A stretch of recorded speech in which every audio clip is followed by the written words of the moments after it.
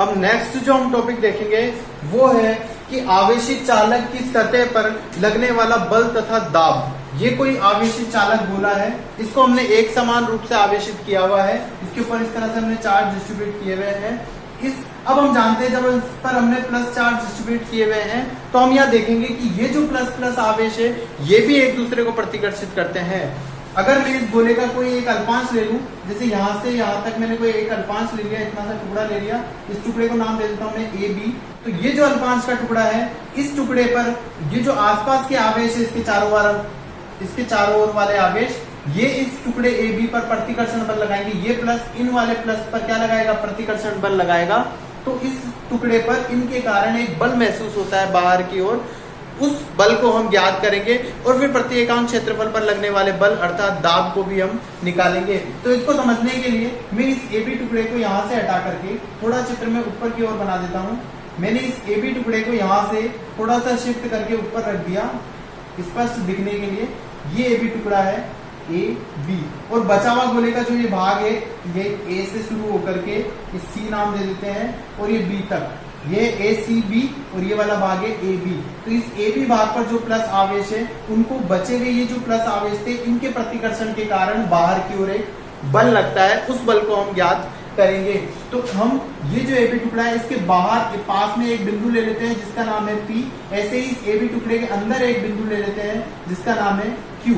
तो इस बिंदु P पर कौन कौन से बल लगेंगे, तो इस प्लस आवेश के कारण इस बिंदु P पर जो विद्युत क्षेत्र लगेगा प्लस से बाहर की ओर जाता हुआ, ये माना कि इस विद्युत क्षेत्र का मान है E1। ऐसे ये जो प्लस आवेश है यहाँ वाले, इन प्लस आवेश के कारण भी इस बिंदु P पर बल लगेगा बाहर की ओर, तो यहाँ जो विद्युत क्षेत्र लगेगा उसको मान लो E2। ये E1 किसके कारण है, इस ए बी टुकड़े के कारण बाहर की ओर लगने वाला बल P पर, और ये E2 किसका मान है, ये जो बचा हुआ भाग है ए सी बी, इसके कारण बिंदु P पर लगने वाला बाहर की ओर बल।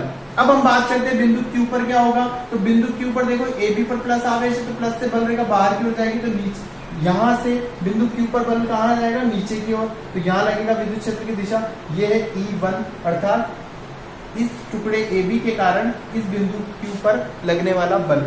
अब बात करें इस A B A C B वाले टुकड़े की, इस टुकड़े की, तो इस टुकड़े पर अधिकांश प्लस आवेश कहाँ वितरित है, देखो ये plus plus plus plus plus plus यहाँ से वितरित है। तो ये प्लस आवेश इस बिंदु Q पर बल कहाँ लगाएंगे, प्लस से बल कहाँ जाती है, बाहर की ओर, तो ये सारा विद्युत क्षेत्र कहाँ जाएगा, ऊपर की ओर, ये लगेगा E2। ये किसके कारण है, इस टुकड़े के कारण इस पर लगने वाला बल। तो इस पर बल कहाँ लगेगा, यहाँ प्लस आवेश है तो प्लस से बाहर की ओर, तो इस बिंदु पर विद्युत क्षेत्र की दिशा कहाँ होगी, ऊपर की ओर। तो हम देख रहे हैं इस बिंदु P पर जो परिणामी विद्युत क्षेत्र होगा, इस बिंदु P पर जो विद्युत क्षेत्र की तीव्रता होगी वो E1 प्लस E2 के बराबर होगी, क्योंकि दोनों विद्युत क्षेत्र कैसे हैं, समान दिशा में है।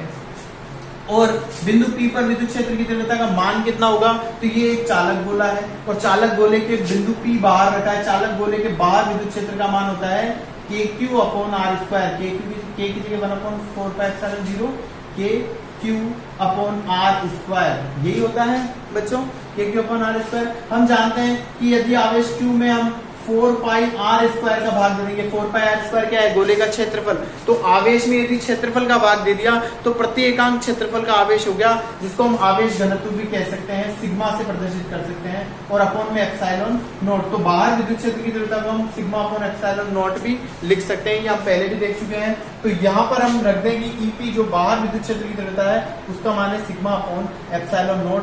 ये आ गया हमारे पास समीकरण नंबर 1। अब हम बात करते हैं बिंदु Q पर। तो बिंदु Q पर तो विद्युत क्षेत्र एक तो E1 नीचे की ओर है और E2 ऊपर की ओर है, दोनों एक दूसरे के विपरीत दिशा में है। तो बिंदु Q पर जो परिणामी विद्युत क्षेत्र होगा उसका मान हो जाएगा E1 माइनस E2।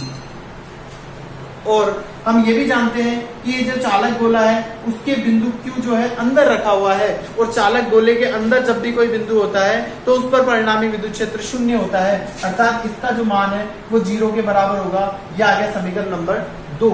अब इस समीकरण 2 से देखो E1 बराबर आ जाएगा E2 के, क्योंकि E1 minus E2 equal to 0 है, तो यहां से आ गया E1 बराबर E2। यह मान समीकरण 1 में रखने पर, ये मान अगर हम समीकरण 1 में रख दें, E1 और E2 दोनों बराबर है, ये वाली बात अगर यहाँ रख दें तो यहाँ E1 की जगह क्या रख दें, E2, तो ये आ गया E2 प्लस E2 बराबर सिग्मा अपॉन एप्सिलॉन नॉट, या यहाँ कहते हैं 2E2 बराबर सिग्मा अपॉन एप्सिलॉन नॉट, या E2 बराबर आ गया सिग्मा अपॉन 2 एप्सिलॉन नॉट। इस तरह से हमने एक विद्युत क्षेत्र E2 को निकाल लिया सिग्मा अपॉन 2 एप्सिलॉन नॉट। ऐसे ही E1 भी इसी के बराबर है, तो E1 बराबर भी सिग्मा अपॉन 2 एप्सिलॉन नॉट आ जाएगा। अब यदि हम मान लें कि इस पूरे गोले पर, तो हमने मान लिया कि इस पर पूरे गोले पर तो स्मॉल क्यू आवेश वितरित है। अब हम मान लें कि ये जो अल्पांश AP है, ये जो छोटा सा टुकड़ा है, इस पर जो आवेश का मान है वो कितना है, dq है। तो इस dq आवेश जो इस अल्पांश, ये जो AB टुकड़ा है, इस पर इस पूरे आवेश वितरण के कारण जो ACB है, इसके कारण इस पर लगने वाला बल कितना होगा। तो हम जानते हैं विद्युत क्षेत्र की तीव्रता की परिभाषा E बराबर होती है F अपॉन Q। तो यहाँ से जो लगने वाला बल है F का मान, वो हम निकाल सकते हैं Q गुणा E के बराबर होगा। तो यहाँ से अल्पांश AB पर जो बचा हुआ भाग ACB है, उसके कारण लगने वाला जो बल है, वो बल कितना हो जाएगा। तो अल्पांश पर लगने वाला बल लगा रहे हैं, तो हमने DF से लिख दिया, बराबर होगा Q। तो इस पर Q आवेश कितना है अल्पांश पर AB पर, तो DQ के बराबर है, और गुणा E। यहाँ विद्युत क्षेत्र की तीव्रता कितनी है, परिणामी विद्युत क्षेत्र की तीव्रता, तो इस बिंदु पर विद्युत क्षेत्र की तीव्रता कितनी है, E बराबर, ये लिख दें या तो E2 या सिग्मा अपॉन 2 एप्सिलॉन नॉट, इसका मान रख दें।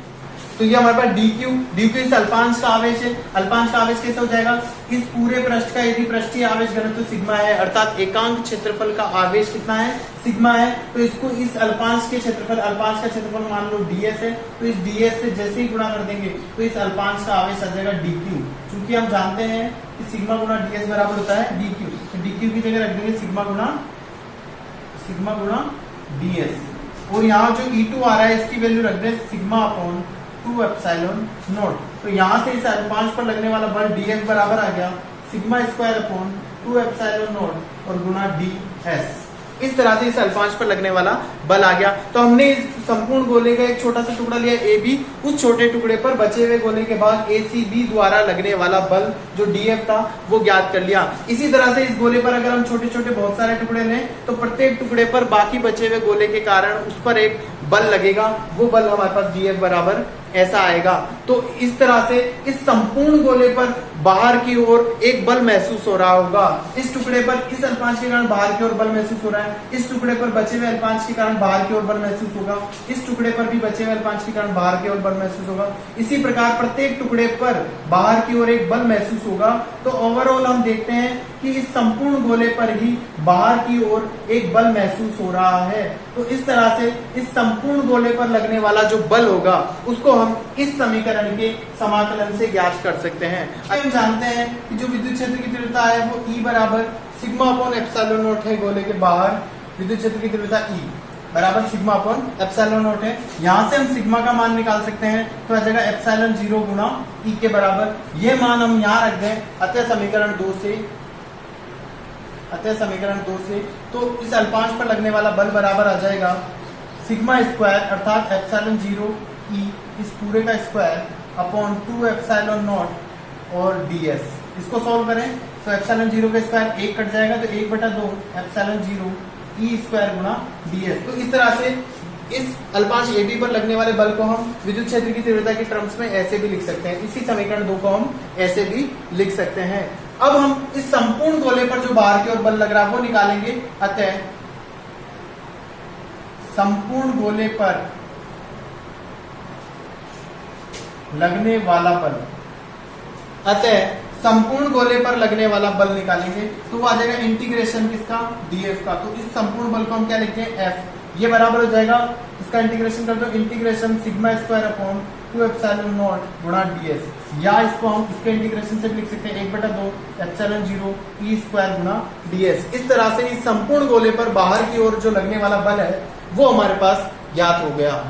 अब अगर हम एक गोले के एकांक क्षेत्रफल पर लगने वाले बल अर्थात दाब को निकालना चाहें कि इस गोले पर बाहर की ओर कितना दाब महसूस हो रहा है, उसको अगर हम ज्ञात करना चाहें तो देखो इसी फॉर्मूले से F बराबर यहाँ 1/2 एप्सिलॉन 0 E स्क्वायर का मतलब बाहर आ गया और इंटीग्रेशन गुणा DS का मतलब क्या हो गया, इस अल्पांश का क्षेत्रफल और उसका समाकलन कर दिया तो पूरे गोले का क्षेत्रफल। तो इस पूरे गोले के क्षेत्रफल का मान अगर S है तो हाफ एप्सिलॉन 0 E स्क्वायर और गुणा किसका आ गया, S के आ गया। इस S को हम F में डिवाइड कर दें तो इस पर लगने वाला बाहर की ओर लगने वाला बल और बटा पूरे का क्षेत्रफल। तो बल बटा क्षेत्रफल किसके होता है, दाब के बराबर होता है। तो दाब बराबर आ गया 1/2 एप्सिलॉन 0 ई का स्क्वायर। इस तरह से इस संपूर्ण गोले पर लगने वाला जो दाब है अर्थात प्रति एकांक क्षेत्रफल पर लगने वाला जो बल है उसका मान 1/2 एप्सिलॉन 0 ई स्क्वायर के बराबर प्राप्त होता है।